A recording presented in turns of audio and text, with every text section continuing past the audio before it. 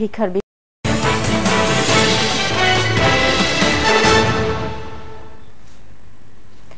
আর মাত্র একদিন পর প্রতীক পাবেন চট্টগ্রাম সিটি কর্পোরেশন নির্বাচনের মেয়র ও কাউন্সিলর প্রার্থীরা। তবে প্রতীক না পেলেও বসে নেই প্রার্থীরা, জোরে সোরে চলছে প্রচারণা। ভোটারদের দাঁড়ে দাঁড়ে গিয়ে চাইছেন ভোট। চট্টগ্রাম থেকে রাজীব সেন প্রিন্সের তথ্যে টেক্সট রিপোর্ট। পথসভা, মিছিল, মিটিং আর গণসংযোগে ব্যস্ত চট্টগ্রাম সিটি কর্পোরেশন নির্বাচনের মেয়র ও কাউন্সিলর প্রার্থীরা।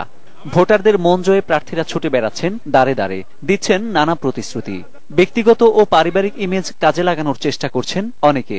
নির্বাচিত হলে ম্যান্ডেট পেলে অবশ্যই দলবদ্ধতা থেকে আমি আগামী 5 বছরের মধ্যে নগরবাসীকে স্থায়ীভাবে আমি মুক্তি দেব। এর বাইরেও এই যে নাগরিকদের যে নাগরিক সেবা, যেগুলো সেবার পরিধি আমি বিস্তৃত। দুর্নীতি মুক্ত, বিনয়ী, দানশীল এবং যিনি দলীয়করণের বাইরে রেখেছেন, সন্ত্রাসীদের বাইরে রেখেছেন, এরকম একটি ব্যক্তির প্রতি মানুষের আকর্ষণ আমরা লক্ষ্য করছি। শুক্রবার নগরীর মুসলিম হলে প্রার্থীদের প্রতীক বরাদ্দ দেয়া হবে।